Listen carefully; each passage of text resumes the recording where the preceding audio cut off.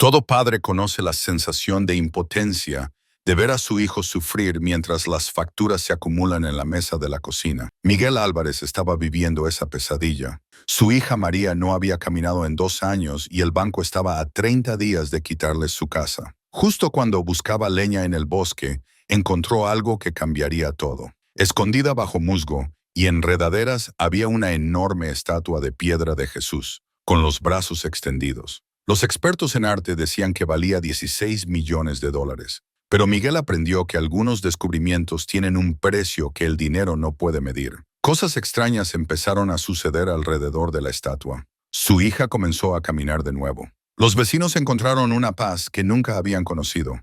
El bosque mismo parecía sanar. Ahora Miguel se enfrenta a una elección imposible entre salvar a su familia y proteger un milagro que ya ha comenzado a transformar su mundo.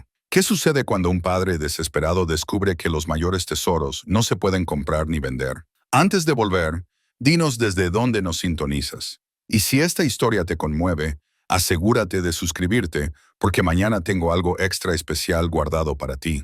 El pequeño sillón de ruedas rosa estaba en la esquina de la sala como una acusación silenciosa. Su color brillante era una burla a la alegría que se suponía que debía representar. Miguel Álvarez lo había comprado hace 2 años cuando los médicos le dijeron por primera vez que María podría no volver a caminar. El vendedor había sido alegre, señalando las ruedas de fácil agarre y las alegres pegatinas de mariposas en la parte trasera. Miguel había asentido y firmado los papeles, pero por dentro algo se había roto ese día, algo que todo el seguro médico y las citas de fisioterapia no podían arreglar. Ahora, mientras estaba sentado en la mesa de su cocina con una taza de café que se había enfriado, Miguel miraba la notificación de ejecución hipotecaria que había llegado hacía 3 días. 30 días para conseguir $18,000 o perder el único hogar que María había conocido. El papel se sentía pesado en sus manos callosas, más pesado que las vigas de acero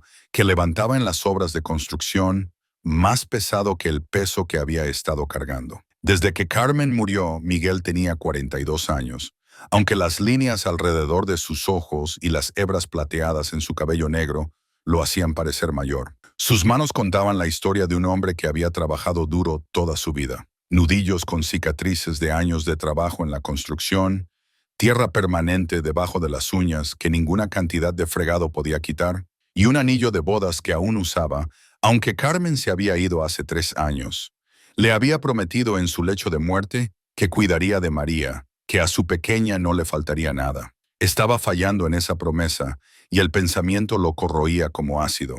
Su casa era pequeña pero limpia, una modesta estructura de adobe con paredes gruesas que mantenían a raya el calor del desierto y ventanas que Carmen había pintado de azul, porque, según ella, hacían que las habitaciones se sintieran como el cielo. Los muebles eran simples pero bien cuidados. Un sofá que habían comprado de segunda mano cuando eran recién casados. Una mesa de centro que Miguel había construido él mismo con madera recuperada. Fotos familiares en marcos desiguales que Carmen había coleccionado en ventas de garaje. Todo en la casa tenía un recuerdo, y la idea de perderlo le oprimía el pecho a Miguel. El cuarto de María estaba bajando el pasillo corto, y Miguel podía oírla moverse. Ahora tenía 8 años, nacida con espina bífida que no se había detectado hasta que tuvo 6 y dejó de poder caminar las distancias a las que estaba acostumbrada. Los médicos lo habían explicado pacientemente, usando palabras como defecto del tubo neural y desafíos de movilidad. Pero todo lo que Miguel escuchó fue que su hija pasaría su vida viendo a otros niños correr y jugar mientras ella permanecía quieta. Las facturas médicas habían comenzado siendo pequeñas, pero crecieron como malas hierbas. Fisioterapia 3 veces por semana, equipo especializado, medicamentos, visitas al médico que a veces duraban todo el día y costaban más de lo que Miguel ganaba en una semana. Su seguro cubría parte de ello, pero siempre había deducibles, copagos y cargos misteriosos que aparecían meses después de las citas. Carmen había sido la que entendía el sistema médico, la que podía discutir con las compañías de seguros y negociar planes de pago. Sin ella, Miguel se sentía perdido en un laberinto de papeleo y llamadas telefónicas que no llevaban a ninguna parte. ¡Papá! La voz de María llegó por el pasillo, suave y musical como la de su madre.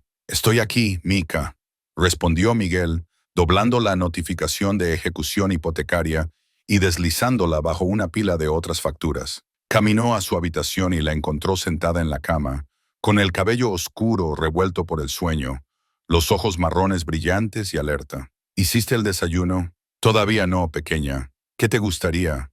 ¿Panqueques? Ella sonrió esperanzada, y el corazón de Miguel se encogió. Carmen solía hacer panqueques todos los domingos, con forma de animales, ojos de arándano y sonrisas de crema batida. Los panqueques de Miguel eran redondos y simples, pero María nunca se quejaba. Panqueques serán. Ayudó a María a subirse a su silla de ruedas. Podía transferirse sola, pero era más rápido cuando él la levantaba y la llevaba en la silla a la cocina. Mientras mezclaba la masa y calentaba la plancha, María charlaba sobre un libro que estaba leyendo, una historia sobre una niña que podía hablar con los caballos. Miguel escuchaba, haciendo ruidos de interés apropiados, pero su mente estaba en otra parte. $18,000. Ganaba un dinero decente en la construcción cuando el trabajo era constante, pero el invierno se acercaba y los proyectos al aire libre se ralentizarían. E incluso si tomaba cada trabajo disponible, incluso si trabajaba los 7 días de la semana, no podría ganar esa cantidad de dinero en 30 días. El olor a panqueques llenaba la pequeña cocina, mezclándose con el aroma a café y el tenue rastro de salvia del desierto que siempre parecía colarse por las ventanas. Miguel había crecido en esta zona, conocía cada camino y sendero en un radio de 50 millas. Su abuelo había sido ranchero aquí, cuando el ganado aún deambulaba por estas colinas. Su padre también había trabajado en la construcción, construyendo las casas y escuelas que convertían el desierto vacío en pequeñas comunidades. Esta tierra estaba en la sangre de Miguel, y la idea de irse se sentía como si le arrancaran un pedazo de su alma. «Papá, estás quemando el panqueque». Miguel volvió al presente y volteó el panqueque, que de hecho estaba más oscuro de lo que debería haber estado. «Solo está bien hecho», dijo, deslizándolo en el plato de María. Después del desayuno, Miguel ayudó a María con sus ejercicios de fisioterapia. Extendieron una gruesa colchoneta en el suelo de la sala y María trabajó para fortalecer los músculos de su tronco mientras Miguel contaba las repeticiones. La doctora Sarah Chen, la neuróloga de María, había explicado que aunque María quizás nunca caminara con normalidad, mantener el tono muscular era importante para su salud general. Miguel le había preguntado una vez si había alguna posibilidad de que María volviera a caminar. La doctora Chen había sido amable pero honesta. La espina bífida era permanente y el daño en la médula espinal de María no podía repararse. 15 más.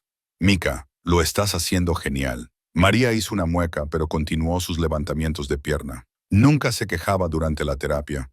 Nunca preguntaba por qué tenía que trabajar tan duro solo para mantener lo que otros niños daban por sentado. A veces Miguel pensaba que ella era más fuerte que él. El teléfono sonó cuando terminaron la terapia. Miguel miró el identificador de llamadas y vio que era Rosa Martínez, su vecina. Rosa tenía 73 años, una viuda que había vivido al lado desde que Miguel podía recordar. Había sido la amiga más cercana de Carmen y se había autoproclamado la abuela honoraria de María después de la muerte de Carmen. «Miguel, me sobraron tamales», dijo Rosa sin preámbulos. «Demasiados para una sola persona. ¿Puedo llevarte algunos?» Miguel sonrió a pesar de sus preocupaciones. La comida sobrante de Rosa era su manera de ayudar sin hacerlo sentir como caridad. A María le encantaría eso. «Rosa, gracias. ¿Cómo está nuestra pequeña princesa hoy?» «Bien, fuerte. Acabamos de terminar sus ejercicios. ¿Y tú?» «Suenas cansado, mijo». Miguel miró hacia la mesa de la cocina, donde la notificación de ejecución hipotecaria yacía escondida debajo de otras facturas. «Estoy bien, Rosa. Solo trabajando mucho». Rosa emitió un sonido que indicaba que no le creía, pero no iba a insistir. «Pasaré en 1 hora. Y Miguel, si necesitas algo, cualquier cosa, sabes que solo tienes que pedirlo». Después de que Rosa colgara, Miguel se sentó en el sofá junto a María, que estaba leyendo su libro de caballos. La casa estaba tranquila, excepto por el suave susurro del viento del desierto contra las ventanas y el ocasional sonido lejano del tráfico en la carretera. Esta era su vida, pequeña y simple y preciosa. Miguel nunca había deseado mucho. Un trabajo que pagara las facturas, un hogar seguro para su familia, lo suficiente para pequeños lujos como libros para María o una buena cena fuera de vez en cuando. Carmen había sido la soñadora en su matrimonio. Había hablado de viajar, de ver el océano, de que María fuera a la universidad y se convirtiera en maestra o doctora. Miguel había amado sus sueños, pero se había contentado con la realidad del día a día de su vida juntos. Ahora, con Carmen ya no, y su pequeño mundo desmoronándose en los bordes, Miguel se encontraba anhelando esos sueños que ella había tenido. La tarde se extendía ante ellos, vacía y tranquila. Miguel tenía el fin de semana libre, un raro lujo, y no tenía planes inmediatos excepto pasar tiempo con María y tratar de no pensar en la notificación de ejecución hipotecaria. Tal vez irían en coche al pueblo más tarde, visitarían la pequeña biblioteca donde a María le gustaba elegir nuevos libros. Tal vez Rosa se quedaría a cenar y podrían fingir por unas horas que todo era normal. Miguel miró a su hija, absorta en su libro, con la cabeza oscura inclinada en concentración. Tenía la cara de Carmen y el espíritu gentil de Carmen, pero también tenía una fuerza que era puramente suya. Pasara lo que pasara con la casa, cualquier desafío que se avecinara, María lo enfrentaría con gracia. Miguel solo deseaba poder decir lo mismo de sí mismo. Mientras el sol se movía por el cielo y las sombras se alargaban en su pequeña sala, Miguel se permitió un momento de tranquila desesperación. Necesitaba un milagro, pero había dejado de creer en los milagros el día que Carmen murió. Todo lo que le quedaba era su amor por María y su determinación de mantener las promesas que había hecho. Mañana volvería a llamar al banco, rogaría por una prórroga o un plan de pago.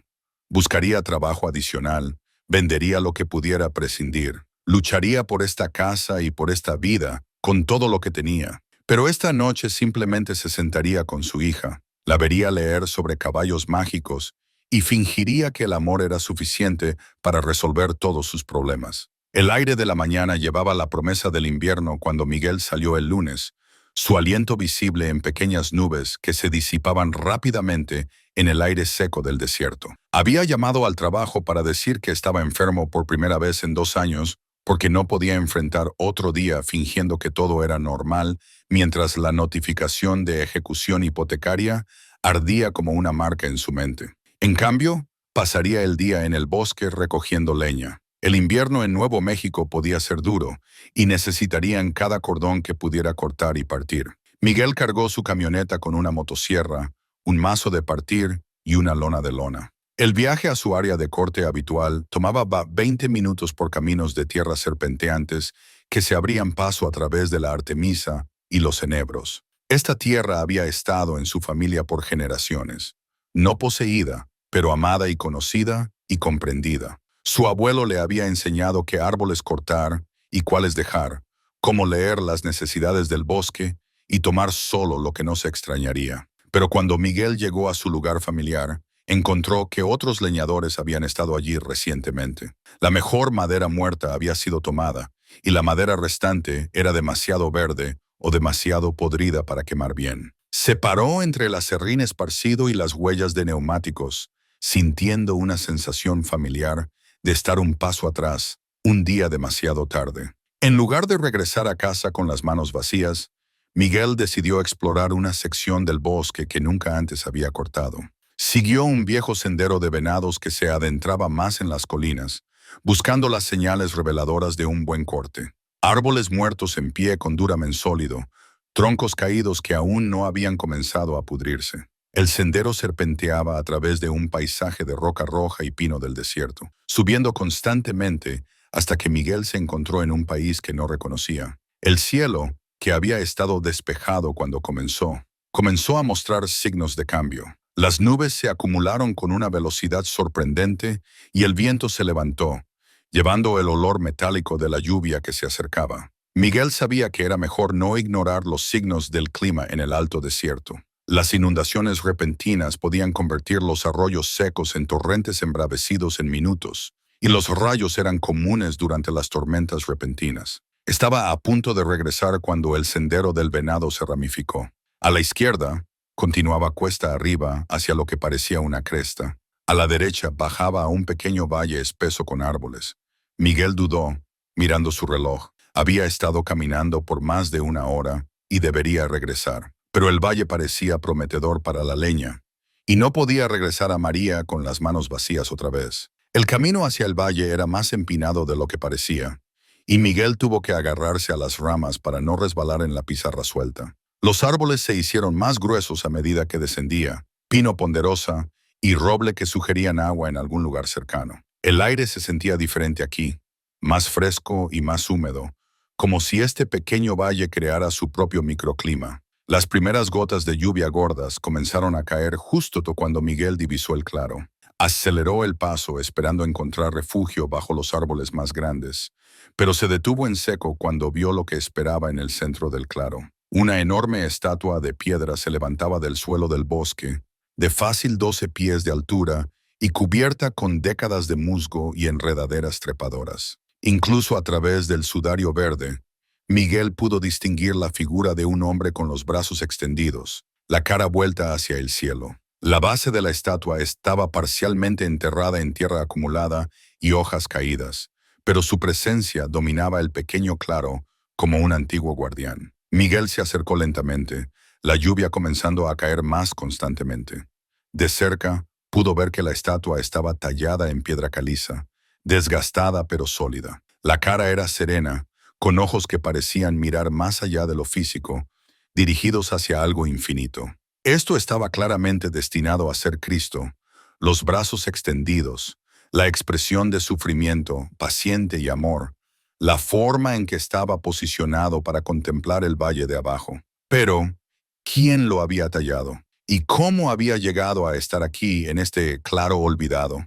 Miguel había vivido en esta zona toda su vida, y nunca había oído a nadie mencionar una estatua en el bosque. Parecía imposible que algo de este tamaño pudiera permanecer desconocido. Sin embargo, aquí estaba, escondido bajo siglos de crecimiento. Los truenos rodaron por encima, y la lluvia se intensificó.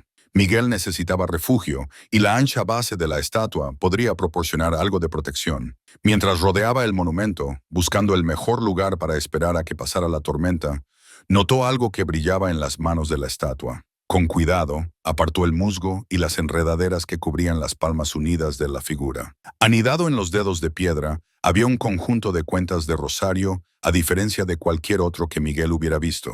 Las cuentas en sí mismas parecían estar talladas en madera oscura, lisas y sin pulir por innumerables manos, mientras que el crucifijo estaba hecho de lo que parecía plata forjada a mano. Todo el rosario tenía el peso y la sensación de algo muy antiguo, muy precioso. Miguel levantó las cuentas con cuidado, esperando que se desmoronaran o se rompieran, pero parecían sólidas a pesar de su aparente edad.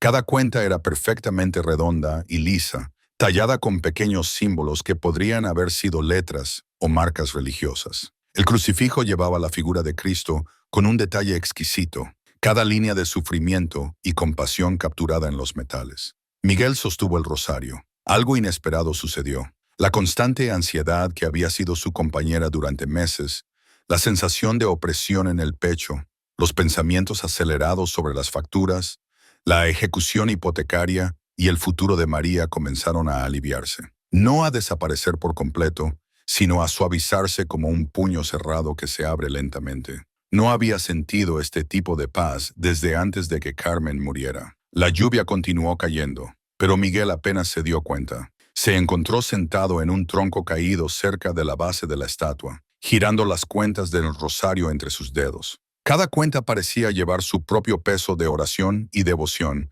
como si generaciones de manos fieles hubieran desgastado surcos en la madera a través del uso constante. Miguel no había orado, realmente orado, desde el funeral de Carmen. Había estado enojado con Dios por llevarse a su esposa, por dejar a María sin su madre, por hacer sus vidas mucho más difíciles de lo que necesitaban ser. Pero sentado en este claro con el antiguo rosario en sus manos, sintió que esa ira comenzaba a disolverse como sal en el agua. No sé qué hacer, le susurró a la estatua, al bosque, a cualquier presencia que pudiera estar escuchando. Le prometí a Carmen que cuidaría de María, pero estoy fallando. Voy a perder nuestra casa, y no sé cómo arreglarlo. La lluvia se redujo a una llovizna suave, y los rayos de sol comenzaron a penetrar las nubes.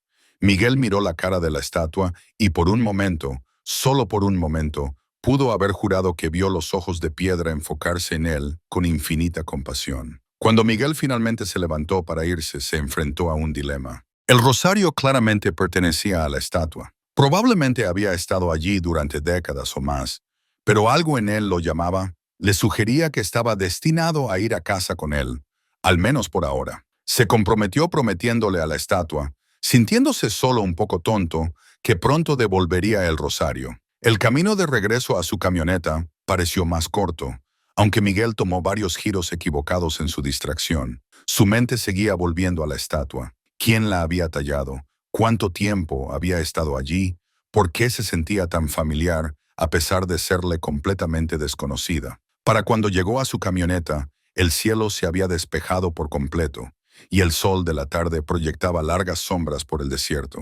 Miguel condujo a casa lentamente, el rosario envuelto cuidadosamente en un trapo de taller en el asiento a su lado. Había venido a buscar leña y había encontrado algo que aún no podía nombrar ni entender. La notificación de ejecución hipotecaria todavía esperaba en la mesa de su cocina. Las facturas seguían acumulándose y María todavía no podía caminar. Nada práctico había cambiado, pero cuando Miguel entró en su camino de entrada y vio la cara de María aparecer en la ventana de la sala, brillante de curiosidad por saber dónde había estado, sintió algo que no había experimentado en años. No esperanza exactamente. La esperanza parecía una palabra demasiado fuerte, pero sí posibilidad, como si el universo se hubiera desplazado ligeramente, abriendo una puerta que no había sabido que existía. Esa noche, Miguel colocó el rosario en su mesita de noche, donde podía verlo a la luz de la luna que entraba por la ventana de su habitación. Por primera vez desde que Carmen murió, se quedó dormido sin el peso de la preocupación oprimiendo su pecho. Miguel se despertó antes del amanecer, con una claridad que no había sentido en meses. El rosario capturó los primeros rayos de sol que entraban por su ventana, sus cuentas oscuras pareciendo brillar con un calor interior. Había soñado con Carmen, no los sueños febriles y dolorosos que solían visitarlo, sino algo pacífico y completo. En el sueño, ella había estado de pie en un jardín lleno de luz, sonriéndole con esa expresión amable que solía usar cuando estaba orgullosa de algo que él había hecho. Después de preparar a María para la escuela y verla subir al pequeño autobús amarillo que servía a su ruta rural, Miguel se sintió atraído por el viejo baúl de recuerdos de Carmen al pie de su cama. No lo había abierto desde el funeral. No podía soportar alterar la cuidadosa forma en que ella había acomodado sus pertenencias más preciadas. Pero esta mañana se sintió diferente, como si la estatua y el rosario le hubieran dado permiso para recordar sin ahogarse en el dolor. Dentro del baúl, debajo del vestido de novia de Carmen y de las mantas de bebé que había tejido para María, Miguel encontró lo que estaba buscando. Un diario encuadernado en cuero, con su letra cuidadosa, llenando página tras página. El diario de oración de Carmen, donde había registrado sus pensamientos y luchas durante el diagnóstico de María y el periodo oscuro que siguió. Miguel se sentó en el borde de la cama y abrió una página al azar, fechada solo 2 meses antes de que Carmen muriera. No entiendo por qué María tiene que sufrir. He rezado y rezado por sanación, por un milagro, por solo una señal de que Dios no nos ha olvidado. Miguel piensa que soy tonta por creer, pero no puedo dejar de tener esperanza. Tal vez eso es lo que realmente es la fe. Tener esperanza cuando la esperanza ya no tiene sentido. Las palabras golpearon a Miguel como un golpe físico. Había pensado que la fe de Carmen había sido simple, sin problemas, pero aquí estaba la evidencia de su propia lucha con la duda y la desesperación. Pasó a otra página. Miguel está perdiendo su fe y no sé cómo ayudarlo. Trabaja tan duro, nos ama tanto, pero puedo ver la ira acumulándose en él. Está enojado con Dios, con los médicos, conmigo por no mejorar. Rezo todos los días para que algo le devuelva la esperanza antes de que yo me vaya. Miguel cerró el diario, con las manos temblando. Carmen había visto lo que él ni siquiera se había admitido a sí mismo, que su fe había estado muriendo mucho antes que ella. Pero ella había seguido orando por él, creyendo que de alguna manera, algún día, su esperanza sería restaurada. El teléfono sonó, interrumpiendo sus pensamientos. Era el padre Gabriel de San José, la pequeña iglesia católica donde Miguel había crecido asistiendo a misa con su abuela. Miguel, me enteré de que encontraste algo interesante en el bosque ayer, dijo el padre Gabriel. Rosa Martínez mencionó que parecías diferente cuando regresaste a casa. A Miguel no le sorprendió que Rosa hubiera llamado al sacerdote. Se preocupaba por su alma casi tanto como se preocupaba por sus problemas terrenales. Encontré una estatua padre, vieja, tallada en piedra. Había cuentas de rosario con ella. ¿Podrías traer las cuentas a la iglesia? Me gustaría echarles un vistazo. Y Miguel, la voz del padre Gabriel, se volvió suave. Tal vez sea hora de que lleves a María a ver esta estatua. A veces los niños ven cosas que los adultos nos perdemos. Después del almuerzo, Miguel ayudó a María a subirse a su camioneta y condujo de regreso al bosque. Le había preocupado el camino accidentado, pero María parecía emocionada por la aventura, charlando sobre el libro que estaba leyendo y señalando las flores silvestres que habían florecido después de la lluvia de ayer. El camino parecía más fácil de seguir a la luz del día, y Miguel encontró el claro sin dificultad. Pero cuando llegaron a la estatua, a Miguel le sorprendió lo diferente que se veía. La lluvia había lavado años de polvo y mugre, y la luz de la mañana que se filtraba a través de los árboles iluminaba detalles que no había notado antes. La talla era extraordinariamente hábil. Cada pliegue de la tela, cada línea en la cara, estaba renderizada con una precisión amorosa. María se quedó completamente quieta cuando vio la estatua. Miguel estacionó su silla de ruedas lo más cerca de la base que el terreno irregular permitía. Luego la levantó para que pudiera sentarse en un tronco caído cerca. «Papá», susurró ella, «es hermosa». «Sí, Mica, lo es. ¿Puedo tocarla?» Miguel dudó. La estatua parecía sagrada, intocable, pero algo en la expresión de María le recordó la gentil reverencia de Carmen. «Creo que estaría bien». María extendió la mano y la colocó sobre la base de la estatua.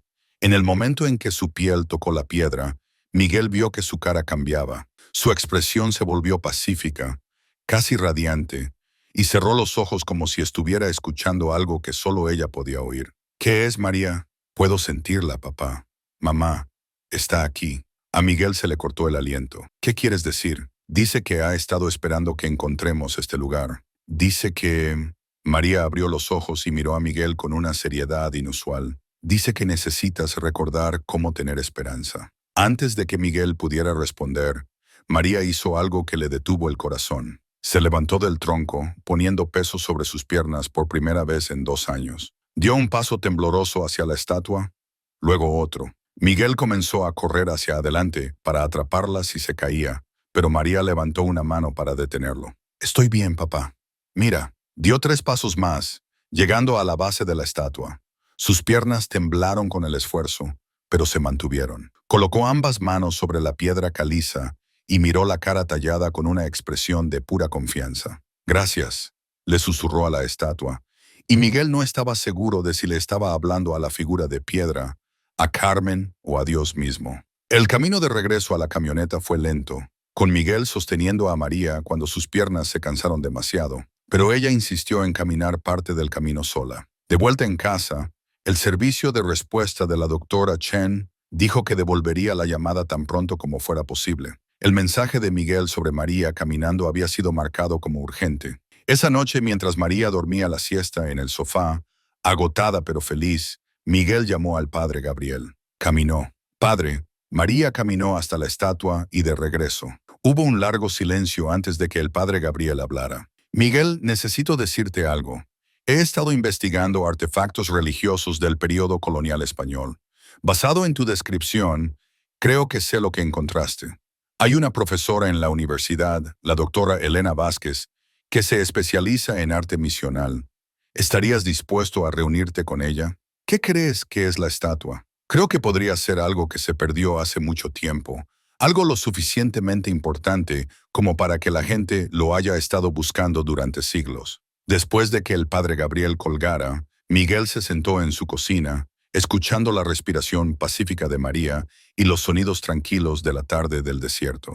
La notificación de ejecución hipotecaria todavía estaba allí, metida debajo de las otras facturas, pero de alguna manera parecía menos amenazante ahora. No porque su situación hubiera cambiado, todavía debían dinero que no tenían, todavía se enfrentaban a perder su hogar, sino porque algo más grande estaba sucediendo, algo que hacía que sus problemas inmediatos parecieran parte de un patrón más grande que solo estaba comenzando a entender. Miguel recogió el rosario de Carmen de donde lo había dejado en el mostrador. Las cuentas se sentían cálidas contra su palma, y por un momento pudo haber jurado que sentía los dedos de Carmen entrelazados con los suyos, la forma en que solían estar cuando oraban juntos antes de las comidas. «Ayúdame a entender», susurró. «Ayúdame a saber qué hacer». Afuera las primeras estrellas aparecían en el cielo del desierto, y en algún lugar del bosque, una estatua se mantenía en guardia sobre un claro donde los milagros parecían tan naturales como el rocío de la mañana. La doctora Elena Vázquez llegó a la iglesia del Padre Gabriel el jueves por la mañana, llevando una cartera de cuero llena de libros de referencia y con la expresión concentrada de alguien acostumbrado a resolver acertijos históricos. Era más joven de lo que Miguel esperaba, tal vez 40, con el pelo prematuramente gris recogido en un moño práctico y ojos oscuros e inteligentes detrás de gafas de montura de alambre. «Señor Álvarez», dijo, estrechando la mano de Miguel con sorprendente firmeza. «El padre Gabriel me ha contado sobre su descubrimiento. Traje algunos materiales que podrían ayudarnos a identificar lo que encontró». Miguel le entregó el rosario envuelto en el mismo trapo de taller que había usado para traerlo a casa desde el bosque. La doctora Vázquez lo desenvolvió con cuidado. Su expresión se volvió más concentrada a medida que examinaba cada cuenta y el intrincado crucifijo de plata. «Esto es extraordinario», murmuró, sacando una lupa para examinar las pequeñas marcas en las cuentas. «¿Ves estos símbolos? No son decoraciones al azar, son marcas de fabricante». Y si no me equivoco, se metió en su cartera y sacó un libro grueso titulado Arte Religioso Colonial Español del Suroeste Americano. Hojeó las páginas de fotografías hasta que encontró lo que estaba buscando. «Aquí, mira esto». La fotografía mostraba un rosario similar exhibido en una vitrina de museo. El pie de foto decía, «Rosario atribuido al hermano Antonio de la Cruz, franciscano, misionero y maestro escultor, 1598 de Cristo. Ubicación de las esculturas religiosas que lo acompañan desconocida. El hermano Antonio de la Cruz», continuó la doctora Vázquez, «fue uno de los artistas religiosos más talentosos del período colonial español temprano. Estableció una misión en algún lugar de lo que ahora es el norte de Nuevo México y talló una serie de esculturas religiosas que fueron renombradas en todo el territorio. Pero la misión fue destruida en una inundación en 1600 y se pensó que todas sus obras principales se habían perdido». Miguel miró la fotografía. El rosario del libro era casi idéntico al que él había encontrado. «¿Cree que este hermano Antonio talló la estatua?»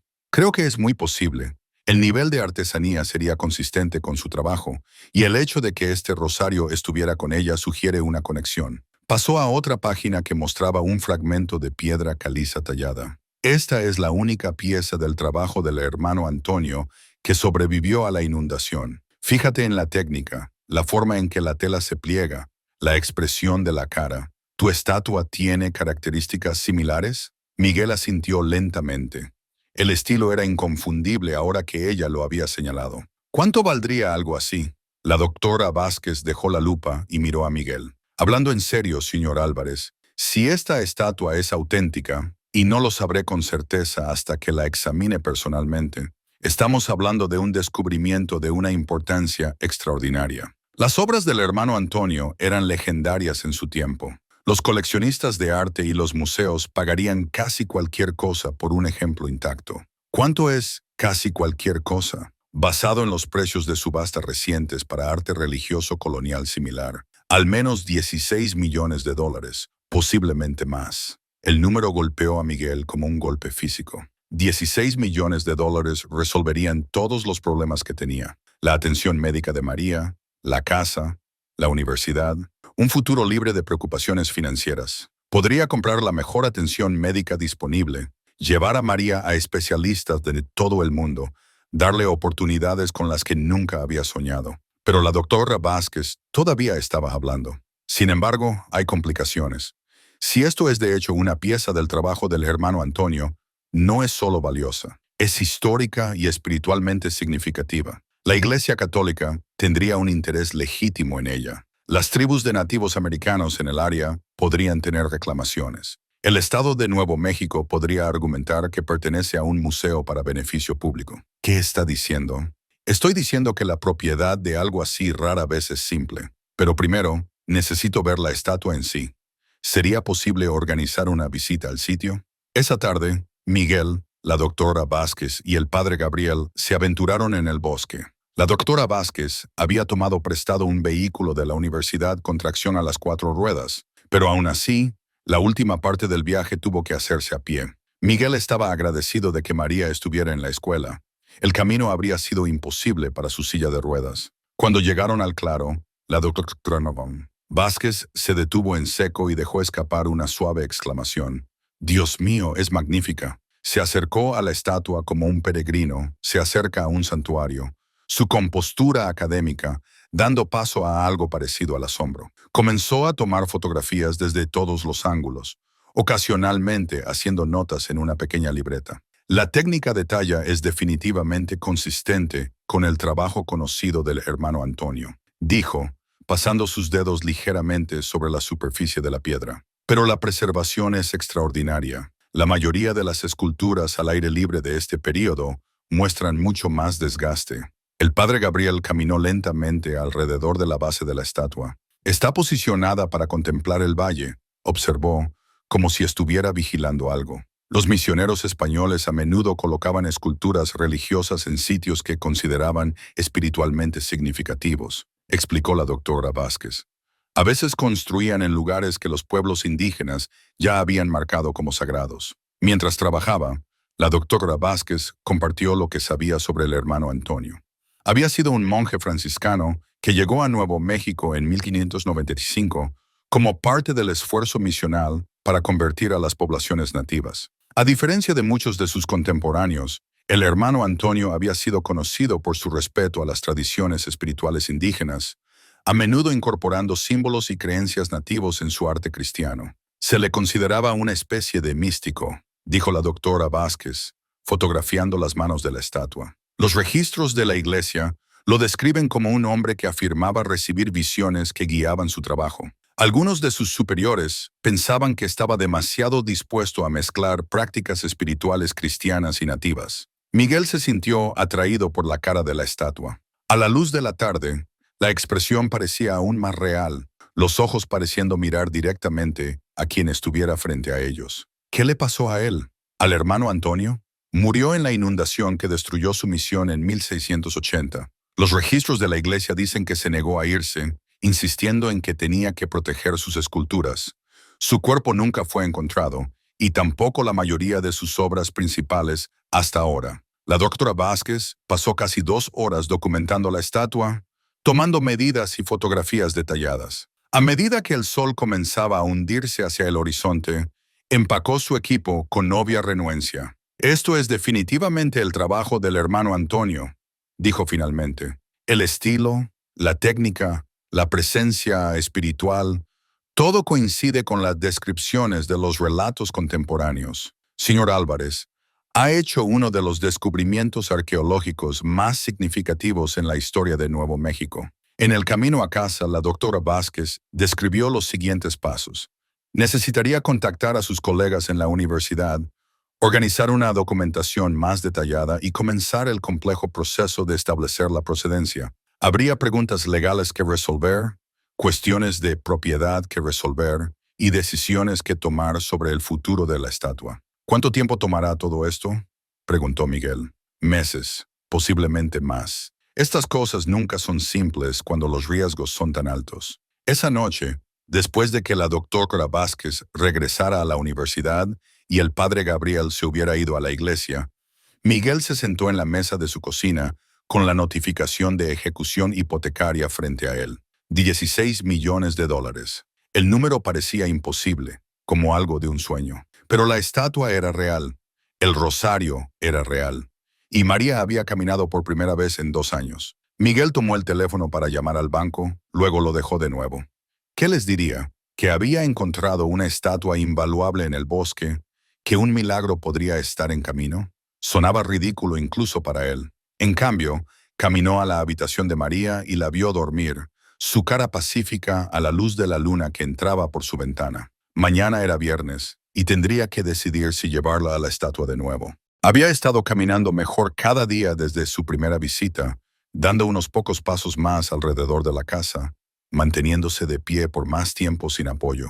Ya fuera la estatua, el bosque o simplemente la determinación de María, algo estaba sanando a su hija. Y por primera vez desde que Carmen murió, Miguel se permitió creer que la sanación podría ser posible para todos ellos. Miguel encontró el cincel del hermano Antonio el sábado por la mañana mientras limpiaba la maleza alrededor de la base de la estatua. La herramienta estaba enterrada a solo 6 pulgadas debajo de siglos de hojas acumuladas y tierra, su hoja de hierro aún afilada a pesar de 400 años en la tierra. El mango se había ido, podrido por completo, pero el metal llevaba las mismas marcas distintivas que la doctora Vázquez había identificado en el rosario, pequeños símbolos que podrían haber sido letras o signos sagrados. Miguel sostuvo el cincel para que le diera la luz de la mañana, maravillado por su peso y equilibrio. Esta simple herramienta había tallado la magnífica estatua que se alzaba sobre él.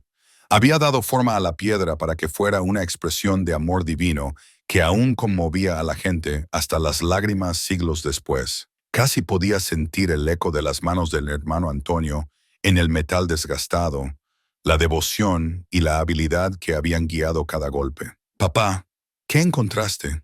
Miguel se dio la vuelta para ver a María acercándose a través de los árboles, caminando lenta pero constantemente sobre sus propios 2 pies. Cada día traía un nuevo progreso. Ayer había caminado desde la camioneta hasta el claro sin descansar, y esta mañana había insistido en hacer todo el viaje desde el área de estacionamiento a pie, aunque le tomara 3 veces más de lo habitual. Es una herramienta de tallado, Mica, la que se usó para hacer esta estatua. María examinó el cincel con la misma reverencia que mostraba a la estatua misma. «Se siente cálido», dijo, cerrando sus pequeños dedos alrededor del metal. «Es solo el sol». «No, papá, está cálido por dentro», como si recordara. Miguel estaba aprendiendo a no cuestionar las percepciones de María sobre este lugar. Parecía entender cosas sobre la estatua y el claro que escapaban a su escepticismo adulto. La doctora Chen se había sorprendido por el progreso de María durante su última cita, admitiendo que tal mejora era médicamente improbable, si no imposible. La noticia de la estatua estaba comenzando a extenderse a pesar de los esfuerzos de Miguel por mantener el descubrimiento en secreto. La doctora Vázquez había sido discreta, pero los círculos académicos eran pequeños, y la noticia de una escultura potencialmente auténtica del hermano Antonio había llegado a coleccionistas y museos. El teléfono de Miguel había comenzado a sonar con llamadas de personas que nunca había conocido, ofreciendo enormes sumas de dinero sin ver. El que más persistía era Richard Hartwell, un representante de un museo privado en Santa Fe. Hartwell había ofrecido $8 millones por la estatua, sin hacer preguntas, y prometió que el dinero se transferiría dentro de las 24 horas de la firma de un acuerdo de compra. «Señor Álvarez, tiene que entender», había dicho Hartwell durante su última conversación, «oportunidades como esta no se presentan a menudo. El arte religioso del período colonial español es increíblemente raro, y las piezas auténticas de maestros artesanos como el hermano Antonio son esencialmente invaluables. 8 millones es más dinero de lo que la mayoría de la gente ve en toda su vida». Miguel sabía que Hartwell tenía razón. $8 millones resolverían todos los problemas que su familia había enfrentado. Pero cada vez que consideraba vender, algo lo detenía. Una sensación que no podía nombrar. Una sensación de que el propósito de la estatua era más grande que sus necesidades personales. La sensación se hizo más fuerte cuando otras personas comenzaron a encontrar su camino hacia el claro. Rosa Martínez había sido la primera. Miguel le había contado sobre la estatua y ella le había pedido verla, afirmando que su artritis dificultaba la caminata, pero logrando el camino forestal con una determinación sorprendente. Rosa había permanecido frente a la estatua durante casi 1 hora, con lágrimas corriendo por sus mejillas desgastadas, sus labios moviéndose en una oración silenciosa. Cuando finalmente se dio la vuelta para irse, caminaba más erguida de lo que Miguel la había visto en años, y las manos nudosas que habían estado retorcidas por la artritis se movían libremente. «¿Qué te pasó allí?», Le había preguntado Miguel mientras conducían a casa. Recordé algo que había olvidado, respondió Rosa crípticamente. Recordé lo que se sentía creer sin reservas. El siguiente visitante fue inesperado. James Yacy, un anciano navajo que Miguel reconoció de la ferretería del pueblo, pero con quien nunca había hablado. James apareció en el claro una mañana sin explicación, llevando salvia y usando joyas tradicionales de turquesa. Mi abuela contaba historias sobre este lugar, dijo James simplemente. Decía que era sagrado mucho antes de que vinieran los españoles, y sería sagrado mucho después de que se fueran. James había realizado una breve ceremonia, quemando salvia y hablando palabras en navajo que Miguel no podía entender, pero que le resultaron extrañamente reconfortantes. Cuando terminó, James había tocado la base de la estatua con un respeto obvio. Tu monje entendió, le dijo James a Miguel.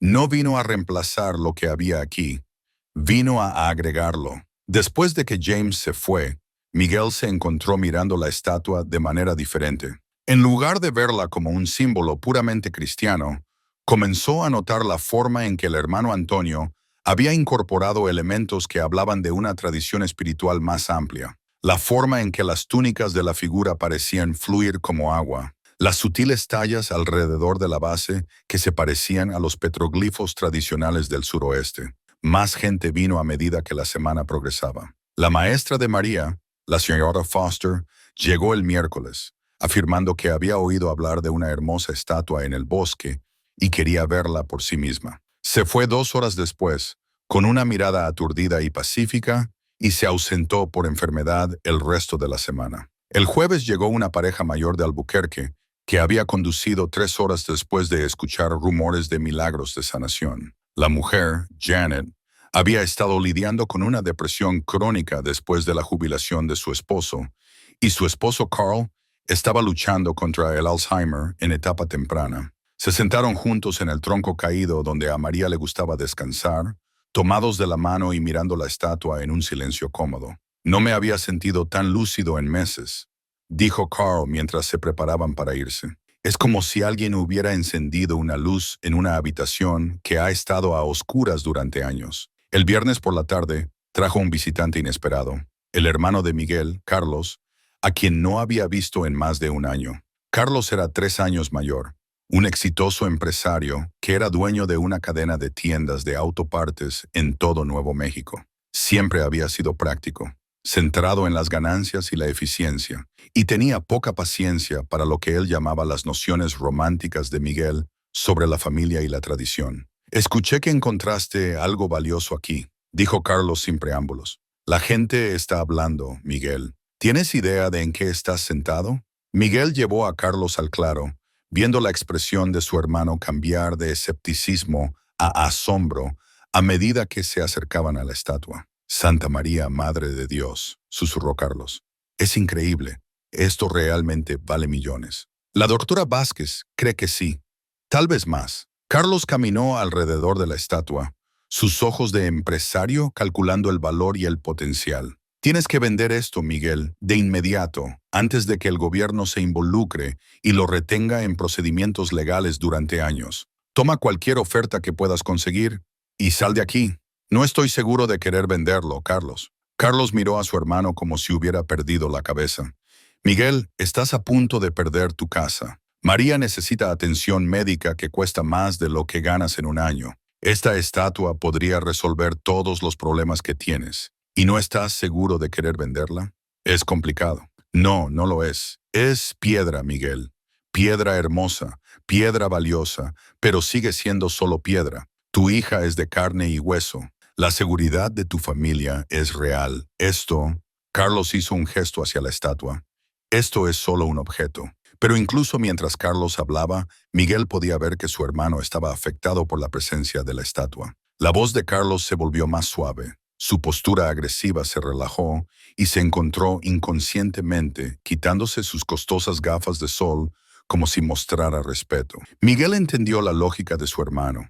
Sabía que Carlos probablemente tenía razón desde un punto de vista puramente práctico, pero la lógica no explicaba por qué María estaba caminando, por qué la artritis de Rosa había mejorado, por qué la gente seguía encontrando su camino hacia este claro y saliendo transformada. «Solo prométeme que lo pensarás», dijo Carlos mientras caminaban de regreso a sus camionetas. «No dejes que el sentimentalismo le cueste a tu familia su futuro». Esa noche, Miguel se sentó con María en su porche delantero, viendo la puesta de sol pintar las montañas del desierto en tonos de oro y púrpura. La notificación de ejecución hipotecaria vencía en 10 días, y la presión para tomar una decisión iba en aumento. La doctora Vázquez había llamado para decir que el Smithsonian había expresado interés en la estatua, y el Museo de Arte Internacional de Santa Fe quería organizar una visita. «Papá», dijo María en voz baja, «¿vas a vender nuestra estatua?» «No lo sé, mija. ¿Qué crees que deberíamos hacer?» María consideró esto con la seriedad que le daba a todas las preguntas importantes. Mamá solía decir que algunos regalos no están destinados a ser guardados para nosotros mismos. ¿Qué quería decir con eso? Creo que quería decir que las mejores cosas suceden cuando compartimos lo que tenemos en lugar de aferrarnos a ello. Miguel miró a su hija, sorprendido por su sabiduría. Carmen se habría enorgullecido de la joven en que se estaba convirtiendo María, reflexiva, generosa, guiada por una brújula interior que apuntaba hacia la bondad. «Pero necesitamos dinero, María. Necesitamos salvar nuestra casa». «Lo sé, papá, pero tal vez haya otra manera». A medida que las primeras estrellas aparecían en el cielo que se oscurecía, Miguel se encontró esperando que María tuviera razón, que de hecho hubiera otra manera, algún camino que le permitiera proveer para su familia sin destruir el milagro que los estaba sanando a ambos. El anillo de bodas de Miguel captó la luz de la mañana mientras sostenía la fotografía de Carmen, estudiando su cara como si pudiera contener respuestas a preguntas que no sabía cómo hacer. La foto había sido tomada en el 5º cumpleaños de María, solo meses antes del diagnóstico de Carmen. Ella se reía de algo que María había dicho. Sus ojos oscuros brillaban de alegría. Su mano descansaba protectoramente en el hombro de su hija. Miguel casi podía oír su voz. Casi podía sentir la calidez de su presencia. Había usado el anillo de Carmen en una cadena alrededor de su cuello desde el funeral, pero la semana pasada lo había movido de nuevo a su dedo. No porque estuviera listo para dejar ir su recuerdo, sino porque finalmente estaba listo para honrarlo. Carmen había creído en los milagros, había orado por ellos a diario, incluso mientras el cáncer consumía su cuerpo. Ahora, sentado en el claro donde esos milagros parecían manifestarse a diario, Miguel se sentía más cerca de su esposa de lo que había estado desde que ella murió. La presencia de la estatua había transformado su pequeño rincón de Nuevo México en algo parecido a un sitio de peregrinación. La noticia se había extendido a través de las redes tranquilas de fe y necesidad que conectan a las personas que sufren a través de grandes distancias. Cada mañana Miguel llegaba al claro para encontrar pequeñas ofrendas dejadas en la base de la estatua, flores silvestres, oraciones escritas a mano, fotografías de seres queridos que necesitaban sanación. Representantes de museos habían llegado de 3 instituciones diferentes, cada una más prestigiosa que la anterior. El Museo Metropolitano de Arte había enviado un equipo de expertos que pasó 2 días documentando y midiendo cada aspecto de la estatua. Su evaluación preliminar confirmó la opinión de la doctora Vázquez. Esto era de hecho el trabajo del hermano Antonio de la Cruz, y su valor podría superar fácilmente los $20 millones en subasta. «Señor Álvarez», había dicho el curador principal, «esto no es solo una escultura, es una ventana a la vida espiritual de la América colonial. Pertenece a un museo importante donde los académicos pueden estudiarla y el público puede apreciar su importancia». Pero Miguel también había observado la reacción del curador a la estatua misma. La forma en que su desapego clínico se había suavizado en algo que se acercaba a la reverencia. La forma en que había bajado inconscientemente la voz a un susurro al hablar cerca de ella. Incluso los expertos entrenados para evaluar el arte como una mercancía parecían reconocer que esta pieza en particular llevaba un peso que no podía medirse en dólares. La atención se estaba volviendo abrumadora. Los reporteros habían comenzado a llamar, queriendo hacer historias sobre la estatua milagrosa en las montañas de Nuevo México. El sheriff local tuvo que colocar letreros pidiendo a los visitantes que respetaran la propiedad privada y se estacionaran solo en áreas designadas. Miguel se encontró en la extraña posición de tratar de proteger a algo que no le pertenecía legalmente de personas que creían que le pertenecía a todos. El padre Gabriel se había convertido en un visitante habitual del claro, a menudo llegando temprano en la mañana para dirigir servicios informales para el creciente número de peregrinos que hacían el viaje. Había comenzado a traer sillas plegables y un altar portátil, creando una capilla al aire libre bajo la mirada vigilante de la estatua. Esto es más grande de lo que cualquiera de nosotros anticipó, le había dicho el padre Gabriel a Miguel después del servicio improvisado del domingo pasado. La gente viene de cientos de millas de distancia. Necesitamos pensar seriamente en cómo manejar esto. ¿Qué quieres decir con manejar? Quiero decir que necesitamos instalaciones, Miguel. Estacionamiento, baños, tal vez un pequeño centro de visitantes. La diócesis está dispuesta a ayudar a financiarlo, pero significaría reconocer esto como un sitio de peregrinación oficial. La palabra oficial le dio un escalofrío a Miguel.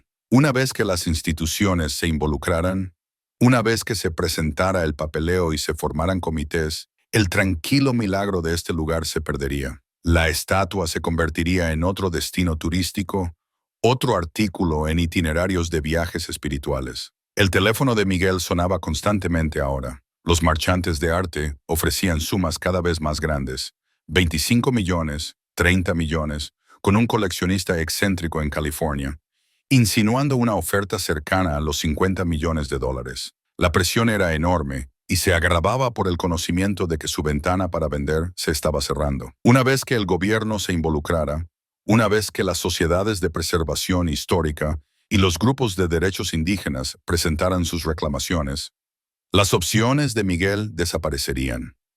La notificación de ejecución hipotecaria se encontraba en la mesa de su cocina como una acusación. 7 días restantes. Miguel había llamado al banco 2 veces pidiendo prórrogas, pero sus explicaciones sobre encontrar un artefacto valioso sonaban inverosímiles incluso para él. El oficial de préstamos había sido educado pero firme. Paga los $18,000 o pierde la casa. María parecía no ser consciente de la creciente presión. Pasaba sus tardes en el claro, caminando más lejos cada día, a veces corriendo distancias cortas, con pura alegría por la sensación de que sus piernas funcionaban correctamente. Había comenzado a traer su cuaderno de bocetos, dibujando imágenes de la estatua desde diferentes ángulos, capturando detalles que los ojos adultos parecían perderse. «Mira, papá», dijo una tarde, mostrándole un dibujo de las manos de la estatua. «¿Ves cómo no solo están extendidas, sino que también están levantadas como si estuvieran sosteniendo algo entre la tierra y el cielo?» Miguel miró el dibujo de su hija y se dio cuenta de que tenía razón. La pose de la estatua sugería no solo bendición, sino conexión, un puente entre los mundos físico y espiritual. Era exactamente el tipo de perspicacia que Carmen habría tenido, el tipo de visión más profunda que Miguel siempre había admirado, pero que nunca había poseído del todo. Esa noche, Miguel se encontró solo en el claro mientras las sombras se alargaban a través de los árboles. La mayoría de los visitantes venían durante las horas del día, pero Miguel había comenzado a venir al atardecer, cuando el lugar se sentía más pacífico y podía pensar sin interrupciones. Se paró frente a la estatua con el cincel del hermano Antonio en sus manos, tratando de imaginar al monje que había creado esta obra maestra. Según la investigación de la doctora Vázquez, el hermano Antonio había sido considerado excéntrico incluso por sus compañeros misioneros. Había vivido solo durante meses a la vez, emergiendo de la naturaleza con esculturas religiosas que parecían capturar algo más allá de la mera artesanía. Miguel cerró los ojos y trató de sentir lo que el hermano Antonio podría haber sentido en este lugar. El aire de la noche llevaba el olor a pino y salvia, el sonido del viento moviéndose a través de las hojas, el silencio profundo que parecía existir debajo de todos los demás sonidos. Cuando Miguel abrió los ojos, la cara de la estatua estaba bañada en la luz dorada de la tarde, y por un momento pudo haber jurado que vio los ojos de piedra enfocarse en él con infinita compasión. «No sé qué hacer», dijo en voz alta, sintiéndose solo un poco tonto por hablar con la piedra tallada. «Todos quieren que te venda, y tal vez tengan razón. María necesita seguridad, necesita un futuro que no puedo proporcionarle con salarios de construcción. Pero tú la estás sanando a ella, sanándonos a todos. ¿Cómo peso eso contra el dinero?» La estatua, por supuesto, no ofreció ninguna respuesta más allá de su perpetua expresión de amor paciente. Pero mientras Miguel estaba allí en el crepúsculo, tocando el anillo de Carmen y pensando en las decisiones que determinarían el futuro de su familia, comenzó a sentir que la respuesta no era sobre elegir entre dinero y milagros. La respuesta era sobre entender lo que ambos realmente significaban y qué tipo de legado quería dejar para su hija. Una brisa fresca agitó las hojas por encima de su cabeza, y Miguel pudo haber jurado que escuchó la voz de Carmen, llevada por el viento. Confía en tu corazón, mi amor. Sabe el camino a casa. Miguel descubrió la cámara oculta puramente por accidente. Había estado limpiando alrededor de la base de la estatua, quitando los escombros acumulados y la creciente colección de ofrendas dejadas por los visitantes, cuando su mano rozó lo que se sintió como una piedra suelta. El bloque de piedra caliza estaba ligeramente separado de la mampostería circundante, y cuando Miguel lo presionó, se movió con un sonido de rechinido que hablaba de siglos sin ser molestado. Detrás de la piedra había una pequeña cavidad, y anidada dentro de ella había una placa de cobre verde con verdín, pero aún intacta. Miguel la levantó con cuidado, sorprendido por su peso. El metal estaba grabado con símbolos y lo que parecía un mapa rudimentario, líneas que podrían representar el valle, posiciones marcadas que podrían indicar ubicaciones importantes, y en el centro, una X que marcaba el lugar donde se encontraba la estatua. Pero más intrigante que el mapa eran los símbolos alrededor de su borde. No eran españoles ni latinos, sino algo completamente diferente. Una mezcla de iconografía cristiana y petroglifos nativos americanos que sugerían el tipo de fusión cultural que la doctora Vázquez había mencionado en su investigación sobre el hermano Antonio.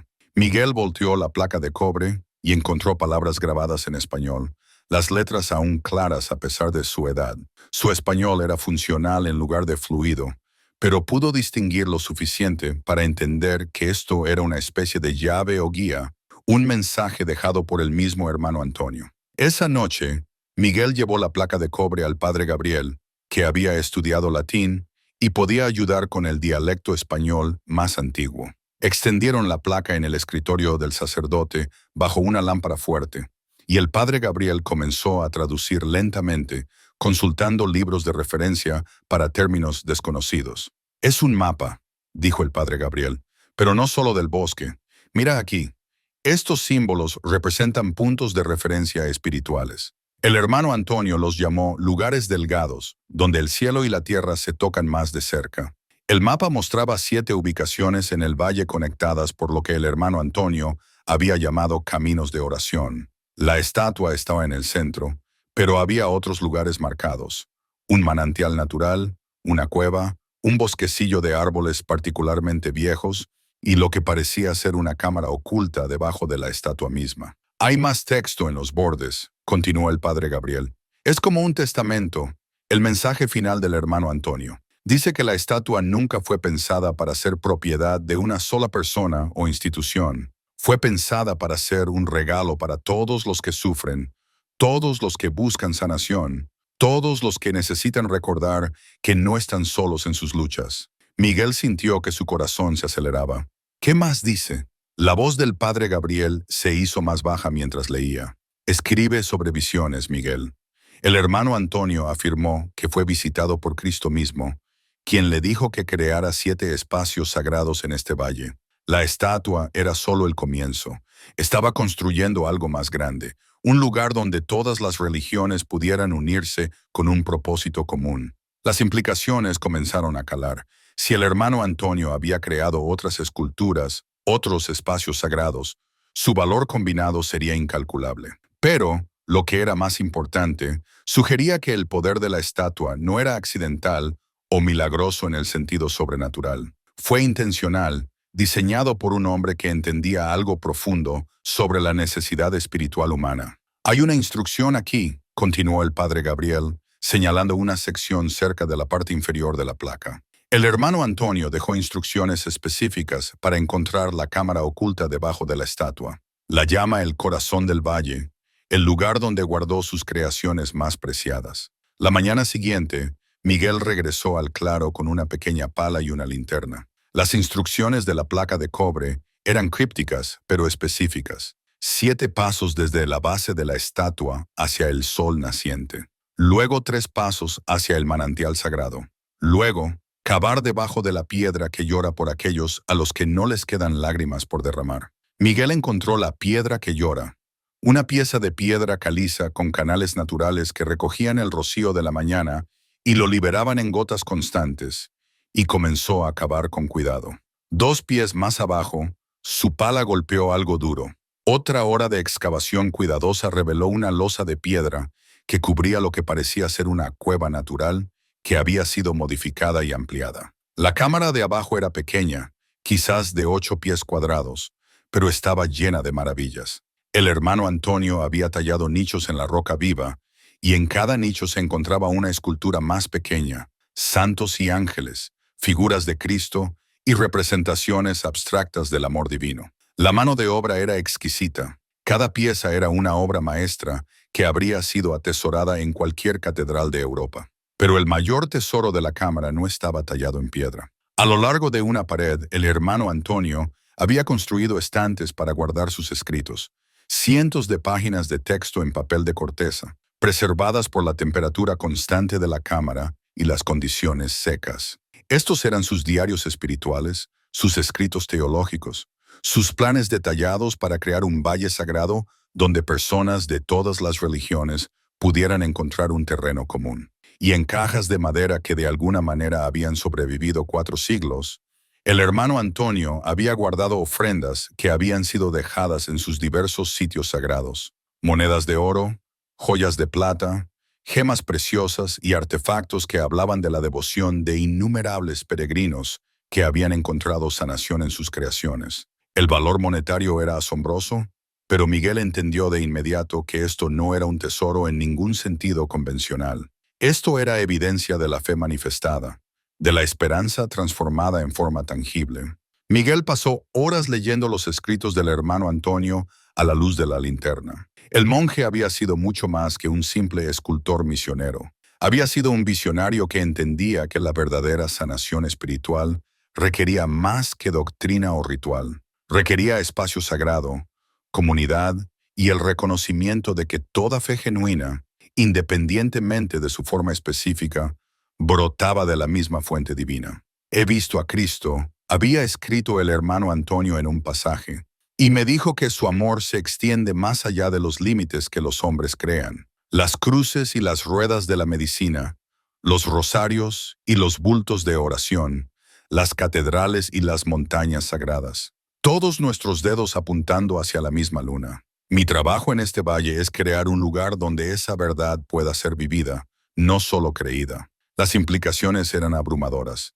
La cámara contenía suficiente arte y objetos preciosos para resolver los problemas financieros de Miguel muchas veces. Pero también contenía algo mucho más valioso. La prueba de que el poder curativo de la estatua era parte de un diseño más grande. Un santuario espiritual cuidadosamente construido que había estado esperando 4 siglos a la persona adecuada para completar la visión del hermano Antonio. Miguel salió de la cámara mientras el sol de la tarde se inclinaba a través de los árboles, su mente llena de posibilidades. La placa de cobre había mostrado 7 lugares sagrados, pero solo uno, la estatua, había sido redescubierto. Los otros 6 todavía estaban allí, esperando ser encontrados y restaurados. La visión completa del hermano Antonio podría realmente realizarse, convirtiendo este valle en el santuario interreligioso que había soñado con crear. Pero primero, Miguel tenía que decidir qué hacer con su descubrimiento. El contenido de la cámara podría venderse pieza por pieza, generando suficiente dinero para asegurar el futuro de María muchas veces. O podrían usarse, como el hermano Antonio había pretendido, como la base de algo más grande, algo que beneficiaría no solo a la familia de Miguel, sino a innumerables otros que necesitaban sanación y esperanza. Esa noche, Miguel se sentó con María en su sala, la placa de cobre extendida en la mesa de café entre ellos. Le había explicado su descubrimiento en términos simples, viendo los ojos de María agrandarse de asombro mientras absorbía la magnitud de lo que habían encontrado. Entonces, ¿el hermano Antonio hizo todo esto para gente como nosotros?, preguntó María. ¿Gente que necesita ayuda? Sí, mija. Quería crear un lugar donde cualquiera pudiera venir y encontrar paz, sin importar en qué creyeran o de dónde vinieran. María trazó las líneas del mapa con su dedo. Y hay más estatuas allí afuera. 6 sitios sagrados más según este mapa. Podríamos pasar años buscándolos todos. María miró a su padre con la expresión seria que usaba cuando lidiaba con conceptos importantes. Papá, si vendemos la estatua y las cosas en la cámara, tendremos suficiente dinero para siempre, ¿verdad? Más que suficiente. Pero si las guardamos, si hacemos lo que el hermano Antonio quería, entonces otras personas como la señora Foster y el señor Yassi pueden seguir viniendo al encontrar ayuda. Miguel asintió, maravillado por la capacidad de su hija para ver directamente al corazón de los problemas complejos. Creo, dijo María lentamente, que mamá querría que compartiéramos. Cuando Miguel miró el rostro serio de su hija, se dio cuenta de que ella tenía razón. Carmen siempre había sido la que llevaba comidas a los vecinos enfermos, la que organizaba recaudaciones de fondos para las familias en crisis, la que creía que las bendiciones estaban destinadas a ser compartidas en lugar de atesoradas. El descubrimiento de la cámara no solo había resuelto sus problemas financieros, les había dado la oportunidad de honrar la memoria de Carmen de una manera que podría transformar innumerables vidas. El teléfono sonó, interrumpiendo sus pensamientos. Era Richard Hartwell, el representante del museo llamando con una actualización urgente. Señor Álvarez, tengo noticias extraordinarias. Acabo de recibir autorización para ofrecerle $50 millones por la estatua, y podemos transferir el dinero dentro de las 48 horas. Esta es una oportunidad única en la vida. Miguel miró a María, a la placa de cobre, a la fotografía de Carmen en la repisa de la chimenea. $50 millones resolverían todos los problemas que habían enfrentado o que enfrentarían. Pero también pondría fin al sueño del hermano Antonio antes de que pudiera comenzar por completo. Señor Hartwell, dijo Miguel en voz baja, necesito pensarlo. Señor Álvarez, por favor entienda. Ofertas como esta no permanecen abiertas indefinidamente. Si espera demasiado, si las agencias gubernamentales se involucran, sus opciones desaparecerán por completo. Después de que Miguel colgara, él y María se sentaron en un silencio cómodo, ambos entendiendo que habían llegado al momento en que todo cambiaría. La elección ya no era entre seguridad y sacrificio, era entre dos visiones completamente diferentes de lo que sus vidas podrían llegar a ser. Miguel pasó la noche leyendo el testamento del hermano Antonio a la luz de las velas en la cámara oculta. Las palabras del monje parecían brillar en la iluminación parpadeante. El pergamino final, escrito a mano por Antonio solo días antes de la inundación que se cobró su vida, contenía instrucciones que cambiarían todo lo que Miguel pensaba que entendía sobre su papel en este milagro en desarrollo. A quien quiera que encuentre estas palabras, comenzaba el testamento, sepa que ha sido elegido no por casualidad, sino por providencia. La estatua sobre su cabeza, los espacios sagrados marcados en mi mapa, los tesoros que ve a su alrededor, ninguno de estos estaba destinado a la ganancia de un solo hombre o a la gloria de una sola institución. Son semillas de una cosecha más grande, herramientas para construir el reino de los cielos en la tierra. El hermano Antonio había sido más que un artista visionario.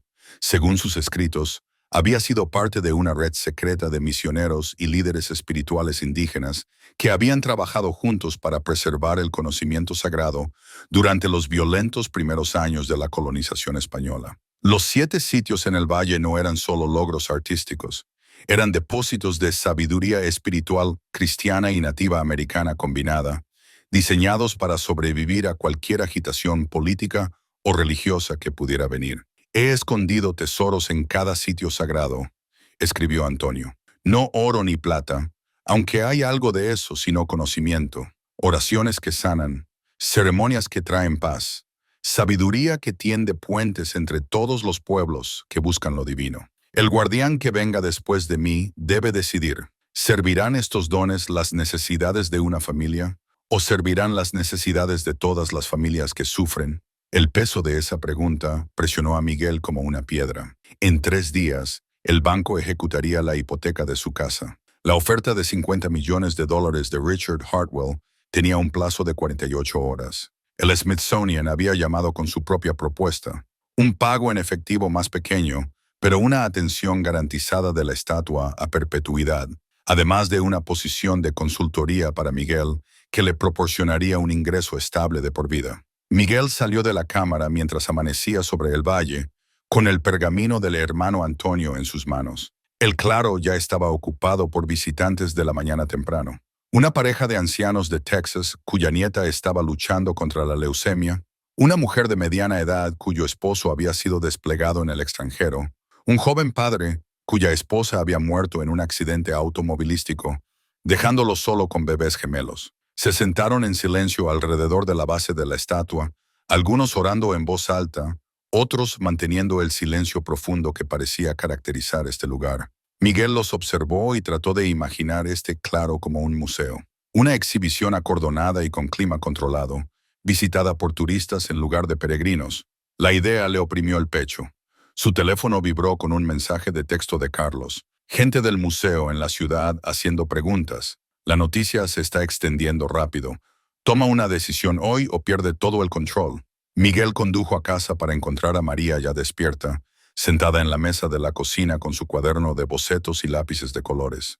Había estado dibujando obsesivamente desde que descubrió la cámara oculta, creando imágenes detalladas de cada artefacto, cada pieza de la escritura del hermano Antonio que podía entender. Su último dibujo mostraba los 7 sitios sagrados como círculos interconectados, con líneas de luz fluyendo entre ellos. «Es un mapa de amor, papá», explicó cuando Miguel le preguntó sobre el dibujo. El hermano Antonio no solo estaba haciendo cosas bonitas, estaba construyendo una máquina para ayudar a las personas a recordar cómo amarse unos a otros. Miguel miró a su hija de 8 años, asombrado por su perspicacia. Carmen siempre había dicho que María era un alma vieja, alguien que entendía cosas que escapaban a la comprensión de los adultos. Ahora, enfrentado a la decisión más importante de su vida, Miguel se encontró confiando en la sabiduría de su hija, más que en el consejo de expertos y profesionales. El padre Gabriel llegó al mediodía con noticias preocupantes. La diócesis se había enterado del descubrimiento de Miguel y estaba considerando afirmar una reclamación canónica a la estatua y a cualquier artefacto asociado. El arte religioso creado por misioneros católicos, argumentaban, pertenecía a la Iglesia en lugar de a individuos privados. «Estoy tratando de hacerlos ir más despacio», dijo el padre Gabriel. «Pero hay fuerzas poderosas en juego aquí, Miguel. El Vaticano ha sido contactado. Esto ya no se trata solo de dinero. Se trata de autoridad religiosa, preservación histórica, patrimonio cultural. Estás atrapado en medio de algo mucho más grande de lo que cualquiera de nosotros anticipó». La doctora Vázquez llamó esa tarde con una actualización del mundo académico. 3 universidades importantes querían establecer estaciones de investigación en el valle.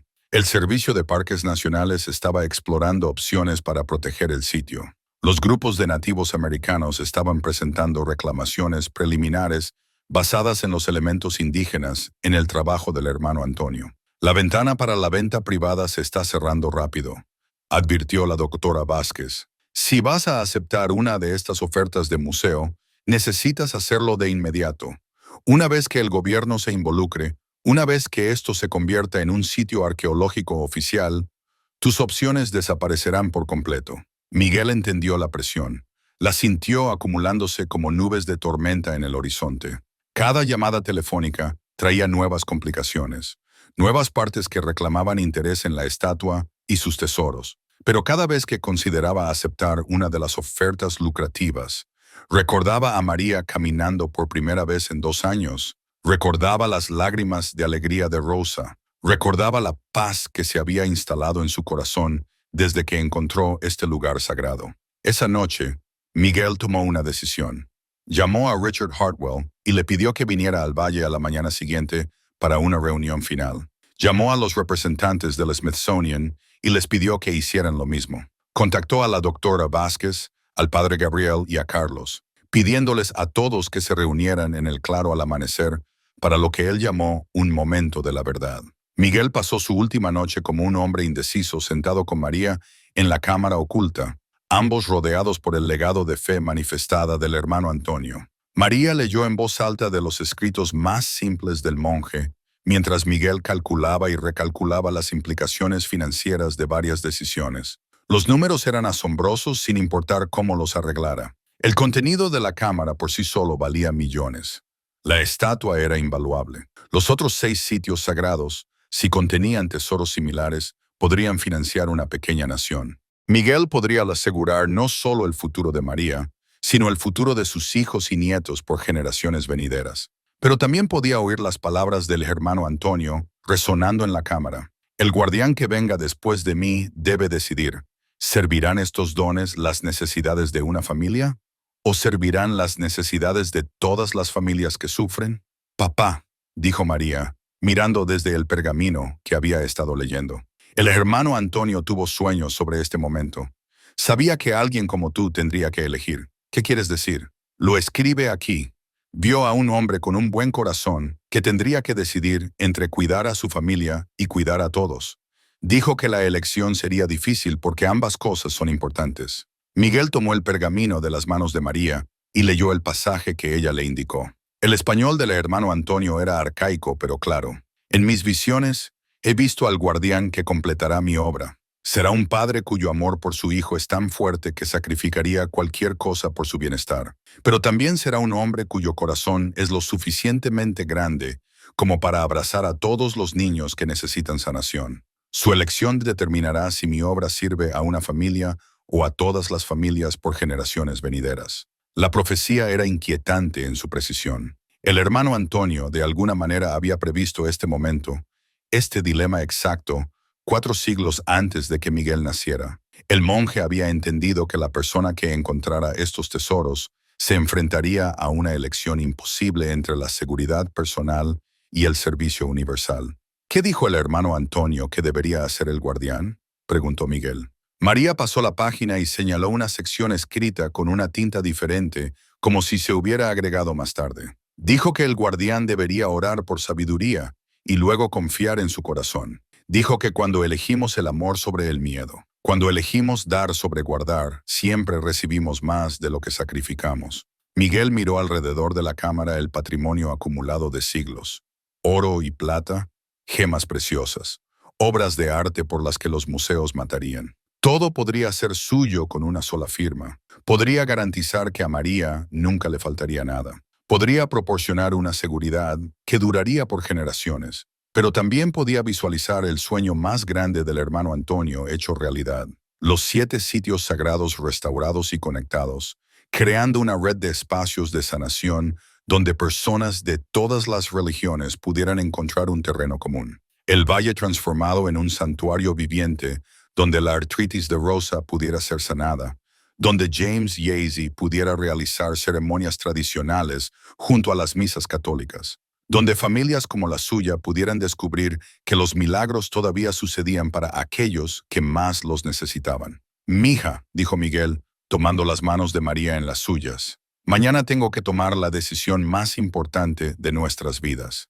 Lo que sea que elija determinará no solo nuestro futuro, sino el futuro de todos los que vengan a este lugar buscando ayuda». María miró a su padre con ojos que parecían mucho más viejos que sus 8 años. «Papá, ¿qué querría mamá que hiciéramos?». Miguel cerró los ojos y trató de sentir la presencia de Carmen. Trató de escuchar su voz, ofreciendo guía desde más allá del velo que los separaba. Cuando la respuesta llegó, no fue en palabras, sino en un recuerdo. Carmen en la mesa de la cocina, escribiendo un cheque para ayudar a un vecino cuyo esposo se había lesionado en el trabajo. Ella había estado embarazada de María en ese momento. Apenas tenían suficiente dinero para cubrir sus propias facturas, pero ella había dado de todos modos. «Tu mamá querría que compartiéramos», dijo Miguel finalmente.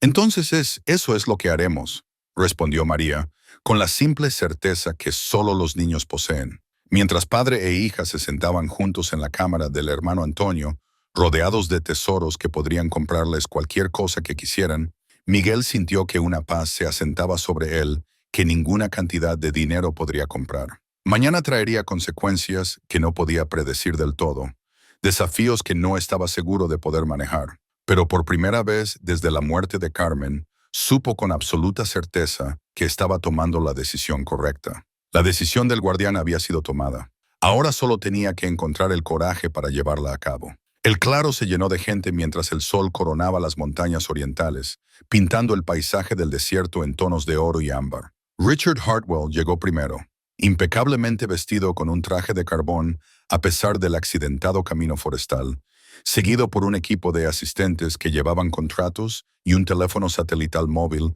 para la transferencia inmediata de fondos. La delegación del Smithsonian vino después, tres académicos en ropa práctica de campo, sus caras reflejando tanto la emoción profesional como el respeto y el asombro al ver finalmente la estatua en persona. La doctora Vázquez había traído estudiantes de posgrado para documentar lo que sucediera a continuación. El padre Gabriel se paró cerca de la base de la estatua con su altar portátil, habiendo ofrecido dirigir una ceremonia de bendición sin importar la decisión de Miguel. Carlos se paseaba por el borde del claro, fumando cigarrillos y mirando su reloj repetidamente, su impaciencia de empresario luchando contra la profunda quietud que parecía emanar del espacio sagrado.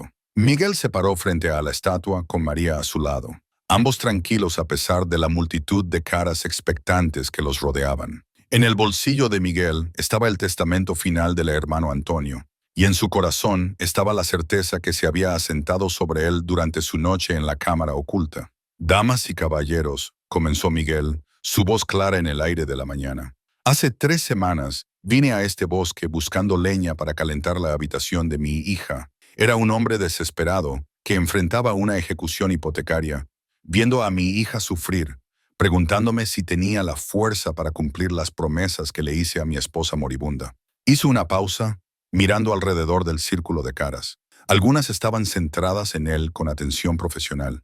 Los abogados, los curadores de museos y los académicos, cuyas vidas giraban en torno a la adquisición y la preservación. Otros miraban con el interés más profundo de las personas que entendían el sufrimiento, que reconocían en la historia de Miguel ecos de sus propias luchas. «Encontré algo que no esperaba», continuó Miguel. «No solo un artefacto valioso, sino una fuente de sanación. Mi hija, que no pudo caminar durante 2 años, ahora corre por estos árboles. La artritis de mi vecina desapareció después de una visita a esta estatua. Un hombre que luchaba contra la depresión encontró claridad aquí. Una pareja que lidiaba con el Alzheimer descubrió una paz que no habían sentido en meses». Richard Hartwell se movió con impaciencia, claramente ansioso por pasar del preámbulo emocional al negocio en cuestión. «Señor Álvarez, apreciamos el significado personal de la estatua para usted, pero necesitamos discutir asuntos prácticos. Mi museo está preparado para ofrecer $52 millones. Mi oferta final. Eso es suficiente dinero para asegurar el futuro de su familia por generaciones». «Lo es», asintió Miguel. «Más dinero de lo que nunca soñé tener. Suficiente para resolver todos los problemas que mi familia ha enfrentado. Entonces aceptará». La mano de Hartwell se movió hacia su maletín. «No», dijo Miguel simplemente. La palabra colgó en el aire de la mañana como una piedra caída en agua tranquila, enviando ondas de sorpresa y confusión a través de la multitud. La cara de Hartwell pasó por una serie de expresiones: sorpresa, incredulidad, cálculo. «Señor Álvarez, quizás no entendió. $52 millones en efectivo transferidos a su cuenta hoy». «Entendí perfectamente, señor Hartwell, y mi respuesta es no». Miguel caminó hacia la base de la estatua y colocó su mano sobre la piedra caliza desgastada, sintiendo la calidez que parecía irradiar de la piedra a pesar del aire fresco de la mañana. El hermano Antonio dejó instrucciones para quien encontrara su obra. Las llamó semillas de una cosecha más grande, herramientas para construir algo más allá de las necesidades de una sola persona. Mientras Miguel hablaba, algo extraordinario comenzó a suceder. El agua comenzó a filtrarse desde la base de la estatua. No mucho al principio, solo un chorrito que atrapaba la luz de la mañana como un cristal líquido. Pero a medida que pasaban los momentos, el flujo aumentó. Agua de manantial clara burbujeando desde alguna fuente profunda, acumulándose alrededor de la base de la estatua, antes de desbordarse en pequeños canales que parecían tallarse solos en la tierra. La doctora Vázquez se quedó sin aliento. «Eso es imposible. No hay un manantial natural aquí. Hemos examinado toda el área». El padre Gabriel se arrodilló y tomó el agua en sus manos, su rostro reflejando asombro. «Está tibia», dijo suavemente, «y sabe a a nieve de montaña y a salvia del desierto, y a algo más, algo que no puedo nombrar. Miguel no se sorprendió por la aparición del agua. Los escritos del hermano Antonio habían mencionado manantiales sagrados en cada uno de los 7 sitios, inactivos hasta que el guardián tomara su decisión. El monje había entendido que los verdaderos milagros se manifestaban no cuando la gente se aferraba a ellos, sino cuando se rendían a su apego y se abrían a propósitos más grandes. Esta estatua, este manantial, este valle entero pertenece a todos los que necesitan sanación, anunció Miguel. Estoy estableciendo un fideicomiso público para preservar y proteger la visión del hermano Antonio. La estatua nunca se venderá, nunca se moverá, nunca se encerrará en un museo donde solo los ricos puedan permitirse verla. La cara de Hartwell se había puesto roja de frustración. Está cometiendo un error catastrófico, señor Álvarez. Perderá su casa, lo perderá todo. ¿Y para qué? Una pieza de piedra tallada que se desmoronará en polvo en unos pocos cientos de años. Miguel miró a su hija, que se había arrodillado junto al manantial y estaba viendo el agua fluir sobre sus pequeñas manos. Las piernas de María eran fuertes debajo de ella, su cara radiante, con una alegría que ninguna cantidad de dinero podría haber comprado. Por esto, dijo Miguel simplemente, por la oportunidad de ser parte de algo más grande que mis propios miedos. El agua del manantial continuó fluyendo a medida que la noticia de la decisión de Miguel se extendía a través de la multitud. Algunas caras mostraban decepción. Hartwell y su equipo del museo comenzaron a empacar su equipo con obvia frustración, pero otros reflejaban comprensión, incluso admiración. La doctora Vázquez se acercó a Miguel con lágrimas en los ojos. ¿Sabes lo que acabas de hacer?, le preguntó suavemente. Has preservado algo insustituible. Esto no es solo arte o arqueología, es espiritualidad viviente. Las generaciones futuras te agradecerán esta elección. Miguel asintió hacia el creciente flujo de personas que se dirigían por el camino del bosque. La noticia del manantial sagrado se había extendido con una velocidad notable, atrayendo a visitantes de los pueblos cercanos y más allá. Venían en silencio, respetuosamente, formando un círculo informal alrededor de la estatua, como lo habían hecho en las mañanas anteriores. Pero ahora había algo diferente, una sensación de ceremonia, de presenciar algo trascendental. Necesito hacer un anuncio más, dijo Miguel, levantando la voz para dirigirse a la creciente multitud. El hermano Antonio dejó un mapa que muestra 7 sitios sagrados en este valle. En los próximos meses, mi hija y yo buscaremos los otros 6. Cada sitio será preservado y protegido como parte del mismo fideicomiso público. Esto no se trata solo de una estatua. Se trata de crear un santuario donde personas de todas las religiones puedan encontrar un terreno común. El padre Gabriel se adelantó, aún sosteniendo agua del manantial sagrado. Miguel, ¿qué hay de tu casa? ¿Tus necesidades inmediatas? Miguel se metió la mano en la chaqueta y sacó una pequeña bolsa de cuero, una de las muchas que había encontrado en la cámara oculta, llena de monedas de oro y gemas preciosas que el hermano Antonio había conservado cuidadosamente. El monje proveyó para las necesidades materiales del guardián, así como para su misión espiritual.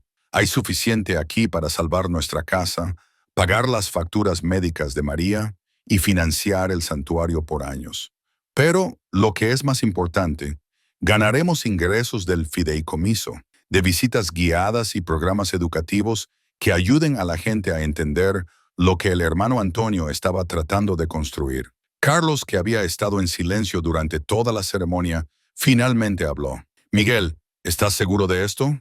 Una vez que crees este fideicomiso, no hay vuelta atrás. Todavía podrías cambiar de opinión. Aceptar el dinero del museo. Miguel miró a su hermano con compasión. Carlos había pasado toda su vida centrado en acumular riqueza y seguridad, y la idea de renunciar voluntariamente a $50 millones era incomprensible para él. Pero Miguel entendía algo que Carlos no, que la verdadera seguridad no venía de lo que poseías, sino de lo que estabas dispuesto a compartir. Estoy seguro, Carlos. Por primera vez en años, estoy completamente seguro.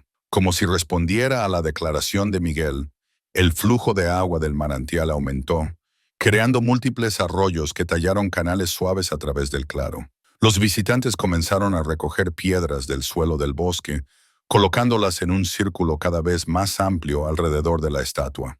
Nadie había organizado este ritual, pero parecía natural, inevitable, como si el espacio mismo estuviera pidiendo este tipo de creación comunitaria. María se acercó al creciente círculo de piedra con su propia roca cuidadosamente elegida, un pedazo de cuarzo liso que atrapaba y reflejaba la luz de la mañana. Mientras la colocaba entre las otras, miró a su padre con una expresión de pura satisfacción. «Papá, mira», dijo, señalando la estatua. «El agua no solo fluye hacia abajo, también fluye hacia arriba, como si la estatua estuviera respirando». Miguel siguió la mirada de su hija y vio lo que ella quería decir. La piedra caliza parecía estar absorbiendo y liberando humedad en un ritmo suave, creando un brillo casi imperceptible en el aire alrededor de la figura tallada. Ya fuera este un fenómeno natural relacionado con el manantial o algo más allá de la explicación científica, Miguel no lo sabía y no necesitaba saberlo. Algunos misterios estaban destinados a ser experimentados en lugar de entendidos. La doctora Vázquez estaba documentando todo con su cámara, pero incluso su entrenamiento científico no podía explicar del todo lo que estaba sucediendo. «La hidrología no tiene sentido», le murmuró al padre Gabriel. «No hay una explicación natural para que un manantial aparezca de repente en esta elevación, especialmente uno con este volumen de flujo». El padre Gabriel sonrió. «Quizás algunas cosas no requieren explicaciones naturales, Elena. Quizás algunas cosas requieren explicaciones de fe». La ceremonia de la mañana alcanzó su punto máximo cuando James Yacy llegó con varios otros miembros de la comunidad navajo local. Habían traído salvia y medicinas tradicionales, y James pidió permiso para realizar una bendición que honraría tanto las tradiciones espirituales cristianas como las indígenas que el hermano Antonio había tratado de unir. «Tu monje entendió algo que la mayoría de los misioneros nunca aprendieron», le dijo James a Miguel mientras preparaba la salvia. «Entendió que lo sagrado es sagrado, independientemente del nombre que le demos. Este lugar era sagrado mucho antes de su estatua, y será sagrado mucho después de que todos nos hayamos ido». Mientras el humo de la salvia se movía a través del claro y James cantaba oraciones en navajo, Miguel sintió una profunda sensación de completitud. Esto era lo que el hermano Antonio había visualizado: personas de diferentes religiones y orígenes uniéndose en reconocimiento de su necesidad compartida de sanación y esperanza. El círculo de piedra continuó creciendo a lo largo de la mañana, a medida que llegaban más visitantes. Cada persona agregaba su propia roca y su propia oración silenciosa, creando un símbolo tangible de la comunidad que se estaba formando alrededor del sitio sagrado. Al mediodía el círculo encerraba no solo la estatua, sino el manantial y gran parte del claro, marcando los límites de un espacio que pertenecía a todos y a nadie. Richard Hartwell y su equipo del museo partieron antes de que la ceremonia concluyera, claramente frustrados por lo que veían como una oportunidad de negocio masiva perdida. Pero Miguel no sintió ningún arrepentimiento al verlos irse. Había elegido la comunidad sobre el comercio, la fe sobre las finanzas, y las recompensas ya se estaban haciendo evidentes. A medida que la tarde avanzaba y la reunión formal se dispersaba, Miguel se encontró solo con María en la base de la estatua. El manantial sagrado continuó fluyendo, tallando canales más profundos que eventualmente se convertirían en características permanentes del paisaje. El círculo de piedra se mantuvo como testimonio de la transformación de la mañana, una señal visible de que algo extraordinario había tenido lugar. «Lo logramos, Mica», dijo Miguel, poniendo su brazo alrededor de los hombros de su hija. «Cumplimos nuestra promesa al hermano Antonio, a mamá, a todos los que necesitan que este lugar permanezca abierto y libre». María se apoyó en el hombro de su padre, ambos mirando la estatua que había cambiado sus vidas tan completamente. «Papá, ¿crees que realmente encontraremos los otros 6 sitios sagrados?». Miguel pensó en el mapa del hermano Antonio, en la visión del monje de 7 espacios interconectados donde la sanación podría florecer. Requeriría tiempo, paciencia y recursos que solo estaban comenzando a entender. Pero por primera vez desde la muerte de Carmen, Miguel se sintió capaz de abrazar desafíos que se extendían más allá de sus propias necesidades inmediatas. «Sí, María, creo que lo haremos, y creo que tu mamá nos ayudará a encontrarlos». 6 meses después de la decisión de Miguel, el Valle de los 7 Sitios Sagrados, como se había llegado a conocer, se había transformado en algo que superaba incluso la ambiciosa visión del hermano Antonio. Miguel estaba en el pequeño porche del centro de visitantes que se había construido cerca del borde del bosque, observando el flujo constante de peregrinos que se dirigían por el camino bien mantenido hacia la estatua y el manantial sagrado.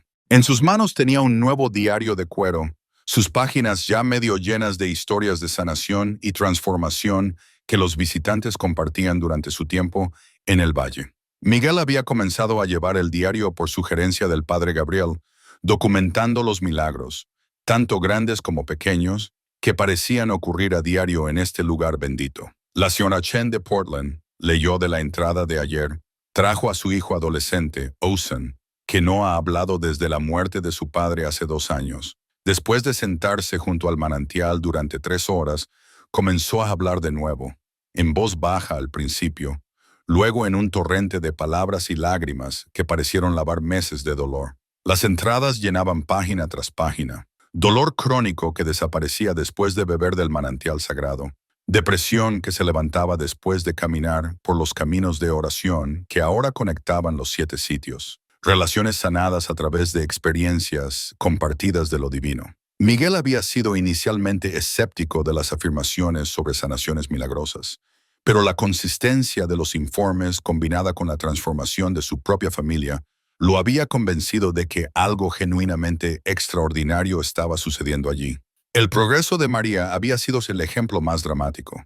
Ahora no solo caminaba, sino que corría, trepaba árboles y participaba en cada actividad que sus amigos disfrutaban. La doctora Chen había documentado las mejoras, pero admitió que la ciencia médica no podía explicar la recuperación completa de María. A veces, le había dicho el médico a Miguel, la sanación ocurre de maneras que trascienden nuestra comprensión. Lo importante es que María está prosperando.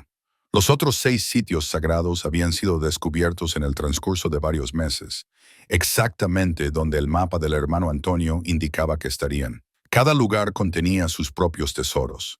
Esculturas más pequeñas, cámaras ocultas con escritos espirituales, manantiales, bosquecillos o cuevas que llevaban la misma sensación de presencia sagrada que la estatua original. El descubrimiento de cada sitio había sido acompañado por la atención de los medios, pero Miguel había aprendido a manejar la publicidad de maneras que preservaban la integridad espiritual del valle. Rosa Martínez se había convertido en la gerente no oficial del centro de visitantes. Su artritis había sanado por completo y su energía se había restaurado a niveles que no había experimentado en décadas. Saludaba a cada peregrino con calidez y sabiduría, compartiendo la historia del valle y ayudando a los recién llegados a comprender el enfoque respetuoso que los sitios sagrados requerían. Miguel, llamó Rosa desde la sala principal del centro de visitantes.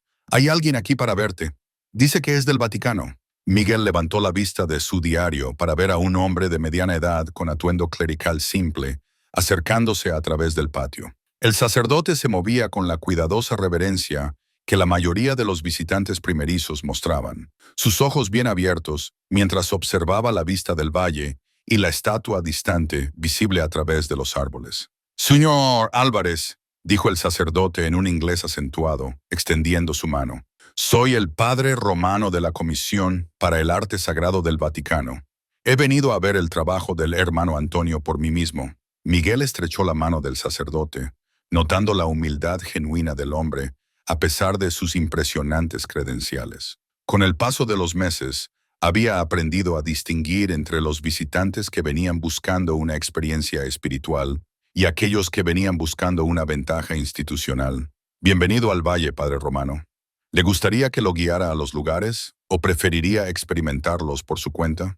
Si puedo, me gustaría caminar solo primero. A veces el corazón ve más claramente que la mente». Miguel observó al padre romano abrirse camino por el sendero que miles de peregrinos habían desgastado en los últimos 6 meses. El sacerdote se movía lentamente, deteniéndose con frecuencia para tocar árboles o examinar flores silvestres, claramente alguien acostumbrado a reconocer lo sagrado en lugares inesperados. Al final de la tarde, el padre romano regresó al centro de visitantes con lágrimas en las mejillas y asombro en los ojos. Encontró a Miguel en la pequeña oficina donde realizaba el trabajo administrativo que venía con la gestión de un santuario espiritual.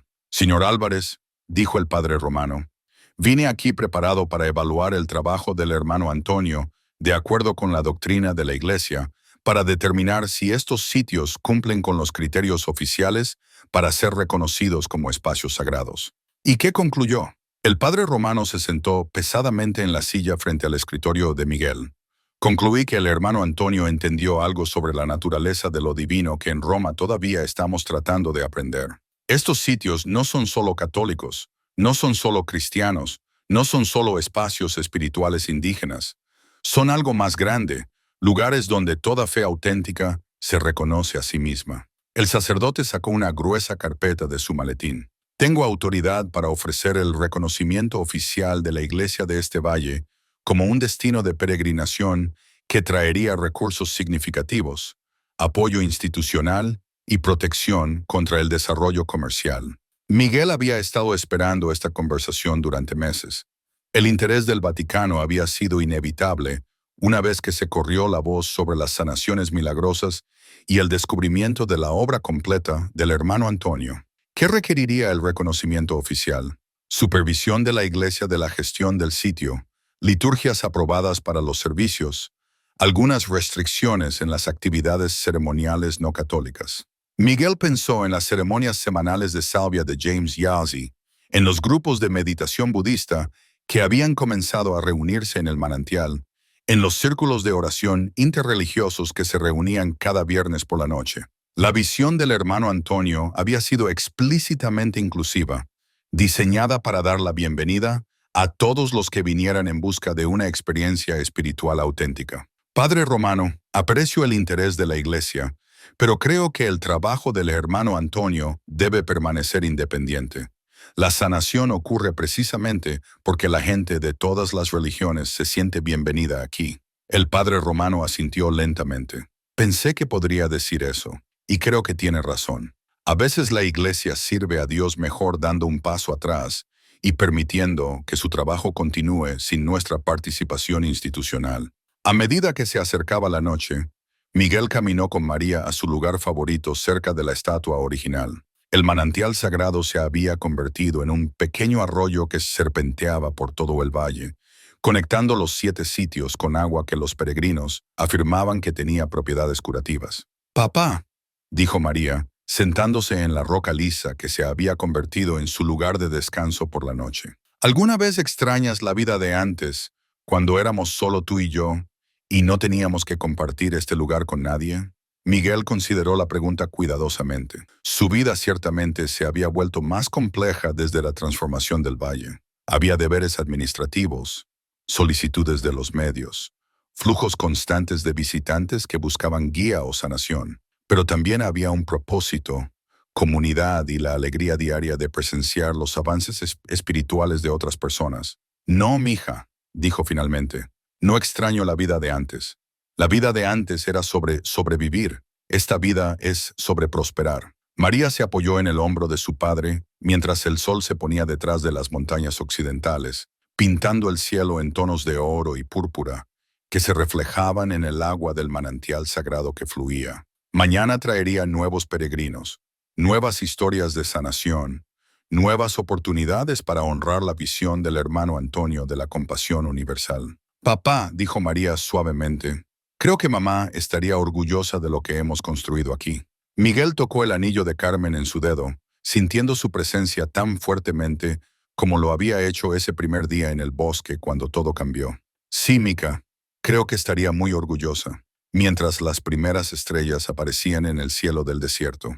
Padre e hija se sentaron en silencio cómodo junto a la estatua que había transformado sus vidas y las vidas de innumerables otros. El manantial sagrado continuó su flujo suave, llevando agua sanadora a través del valle donde el sueño del hermano Antonio finalmente, después de 4 siglos, había encontrado a su guardián perfecto.